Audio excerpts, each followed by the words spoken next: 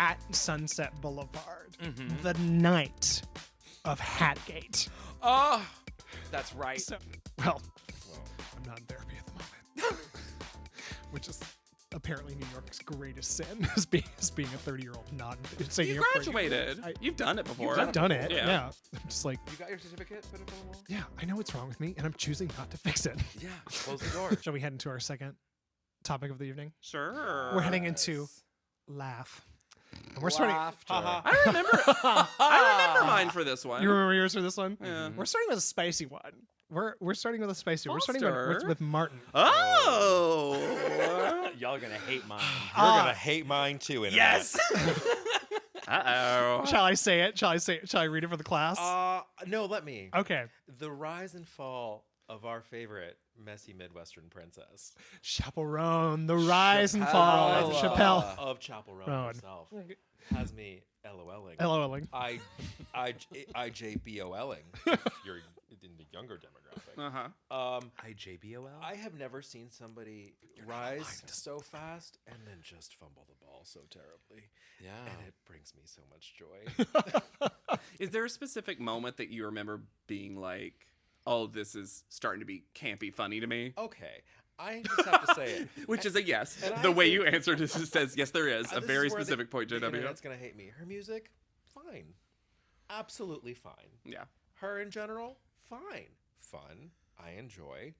But like, girl, let's not get crazy. You're not there yet, right? And I know people have a problem with that, where it's like, you shouldn't have to feel like you pay your dues and blah, blah, blah. You kind of do. Do you not agree? If she, because as I'm understanding it, she went from like not playing big concert venues to like all of a sudden selling out big concert venues, right? Yes, And and- like that fan demand, I imagine if you are like going from 0 to 100 can be overwhelming, but that's why you do the slow burn and like get used to it. Very similar to To be fair, you can't 100% control that, though.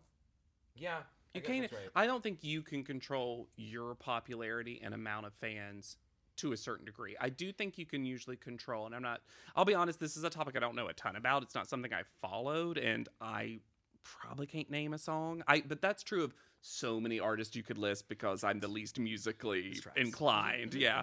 But unless it's Ashley Tisdale, 39 tracks. Here's the thing, not including High School Musical.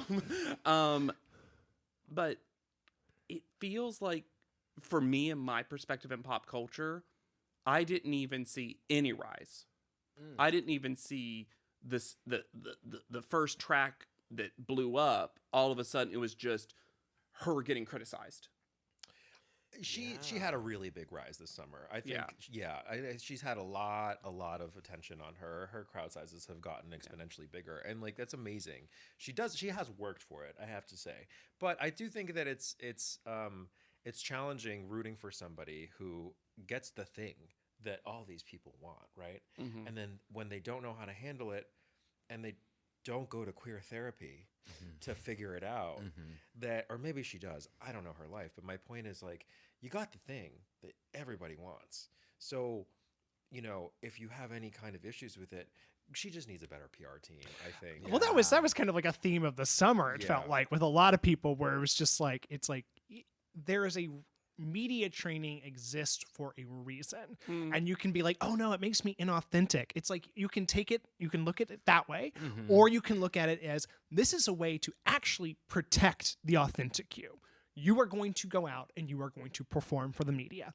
That way, when you are not in front of the cameras, when you are not doing the interviews, when you are not being stared down by 60 million people, you can just be the normal person you actually are. Yeah. So wait, Morales, was there a particular moment that, like, help me, educate me on this. Was Okay, there a particular so- like interview or thing that happened that was the one that? Yeah, she gave a lot of interviews where she talked about the concept of fame, and she referred to her work as the project. Okay. And TM. just talked about how difficult it was becoming, that famous that quickly. But then it got a little weird where she confronted a photographer who apparently like said something to her on a red carpet. From what I understand, I actually read that the photographer he said, "Fuck you. But apparently, to another photographer who another person in like that, that big The huddle pit. in the Yeah. pit. Yeah. But she heard it as being directed at her. I'm not sure which is true, but Sure. she yelled back at him, and which is like, go off, queen, blah blah blah. But it just was one thing after the other, and then she talked about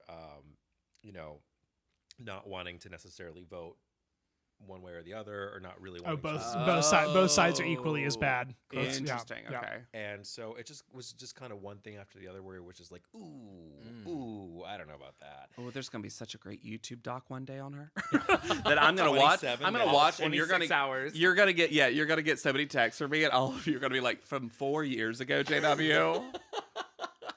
Finally caught up. Chappell Roan is president now. You have to get over get this. over it. But like, I'm sorry, like, she's no like, think of like the people who have had meteoric rises, right? Yeah. And why they've had those meteoric rises. I think of, Lady Gaga as an example. Like, she was very much to be talked about by everybody. Just her outfits, her music, the interviews that she gave.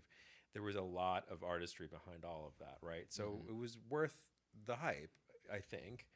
And she like the things that she produced matched that hype, I would like to say. Yeah. And right now, I'm just not sure that I see it.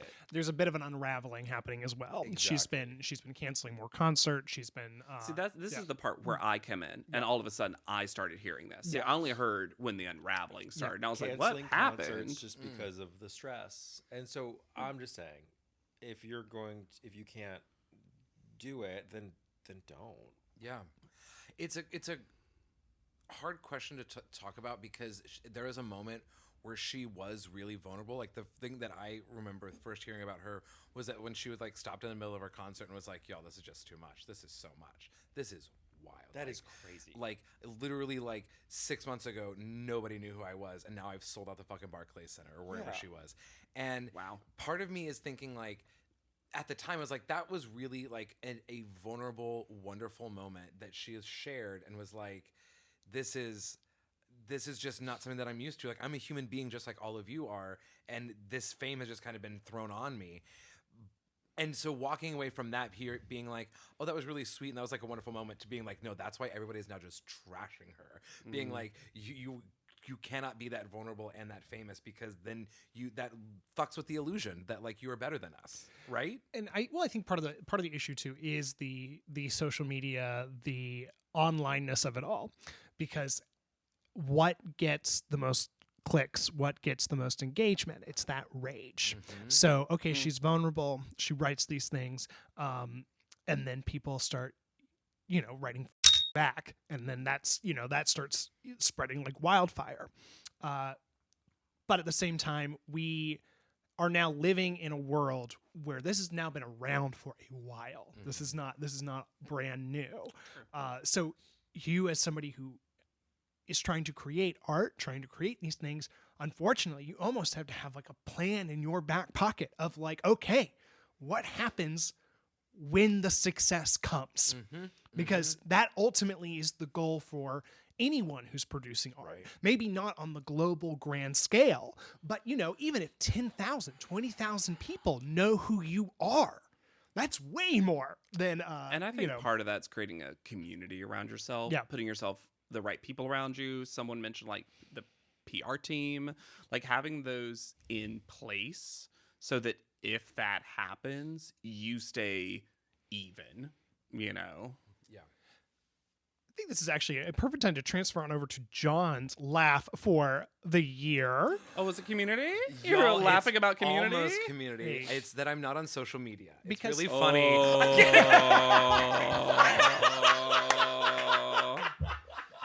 Haha. No, but you all are going to hate this just as much, except for Chris. My laughing for this year has been just the American musical theater. Let me tell you, we have been given some With a gems. special- Sit down, Martin. with a special shout out to O'Mary as well. with a big old special shout out to O'Mary, because O'Mary to me was just like the funniest play I would say that I've seen. in a very, very long time. But Did you know it made back its money? I'm sure I'm it just did. kidding.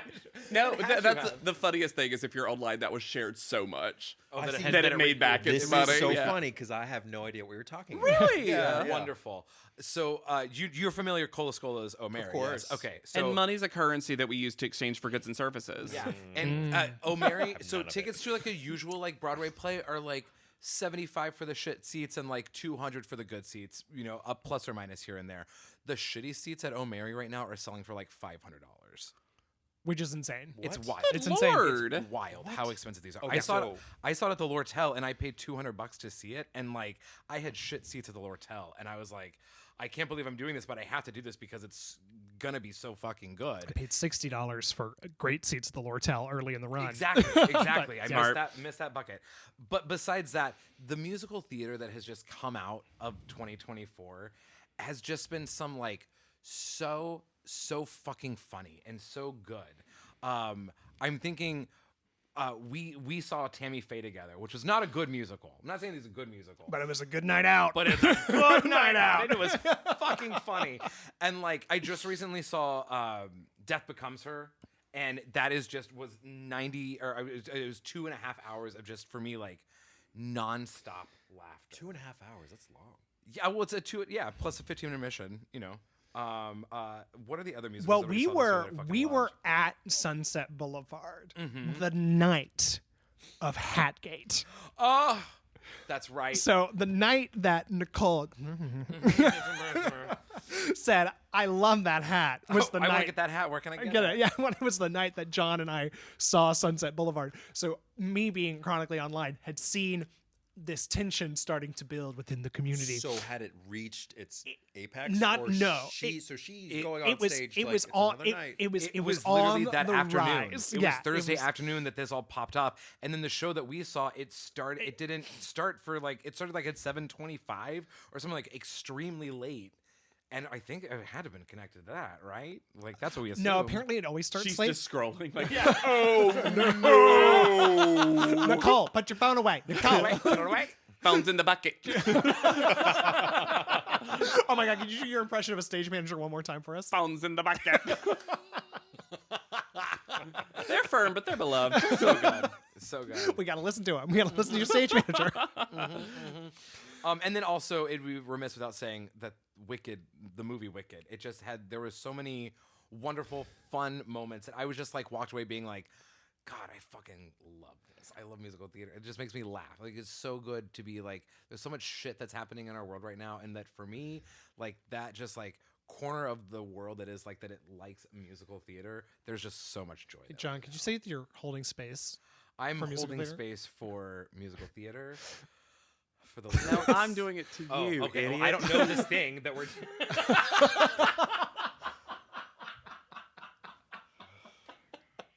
It's my flaw. I'm sorry. And a feature. I was trying to bond with you over what I know about Wicked. I'll do it. Which is the Ariana Grande, Cynthia Erivo interview cinematic universe. Did I send you guys the videos of it was a tweet that was like these people are on such different press tours, and it was Cynthia and Ariana and then Jonathan Bailey and Jeff Goldblum. Yeah. Oh my God, there's one with Jeff Goldblum. Different universes. Oh my Different God, universes. there's this Different timelines. incredible, We're seeing the split. incredible one of Jonathan Bailey talking about like the themes of Wicked and like what it means. And Jeff Goldblum's like, yeah, and then the wizard uses Elphaba to continue to grow in power, and like that's really messed up. And I was like, did Jeff Goldblum just realize what the movie he filmed is about? Like Putting it together in I'm real like, time. Jeff, you're in this. You made the movie. Not those parts. Wait till he finds out. Yeah, what happens in the second? Yeah, movie? I know, right? Wait till Maury tells him exactly what went down. Part two. Can I ask, as someone who's neutral on musicals for the most part, usually I go when one of you offers me a cheap seat. Is this year's musicals about just there's more, they're back, or is it the specific kind? Because especially Oh Mary is a very specific thing in terms of theater. Good question. I think Thank you. Yeah, you should do this for a living. I think that What's a song? let's start the basics. I've got a defunct land. When was the first song? We'll start with 3 notes and we'll go up. Yeah, we'll go all the way up. They invented that wheel, and they're like, we should sing about it. I feel like a lot of musical theater from the past 5-6 years has been very reactionary to the times that we live in. Okay. And for whatever reason, I feel like this past year, that like preciousness isn't there, and there's just more of just like it being okay to have fun. I think a great example is Nicole Chappell in Sunset Boulevard, who literally like took this like very outdated book and kind of like made fun of it and had a lot of fun with this character.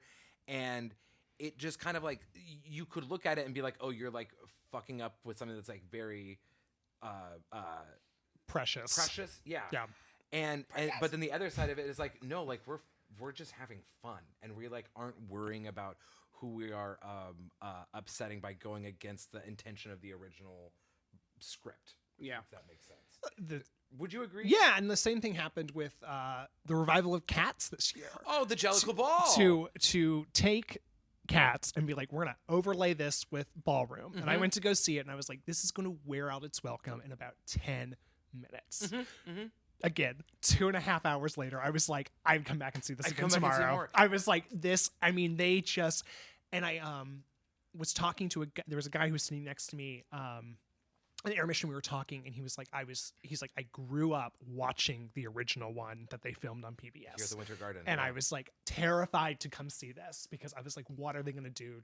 And he's like, I'm living my best life. And I'm so happy that they are not only doing it in a new way, but they're showing their love and care for the source material as well.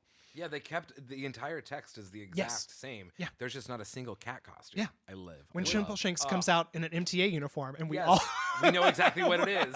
So good. What's really interesting to me about this is just how the tides are changing culturally in a lot of different ways. Like when you talk about that, like things are just more irreverent and like frivolous and fun in a lot of, culture where I think it's compensating for a lot of the struggles and like the sadness that we're feeling in a lot of areas politically. Yeah. Historically, right?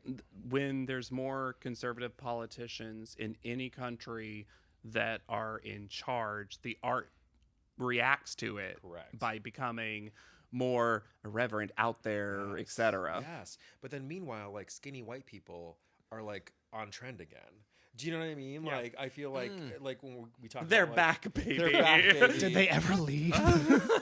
We're always waiting. They're always waiting in the wings. No, but like in terms of like, body standards and things like that, like a lot of things are also skewing a little more regressively and like a little more conservative in a lot of ways, where like a lot of things that weren't popular for a long time, we had a whole body positivity movement, and I'm afraid a lot of it is kind of regressing in a lot of ways. So it's kind of like these two ends of the cultural spectrum are just widening and widening as like before our eyes. It's going to require us to be more thoughtful.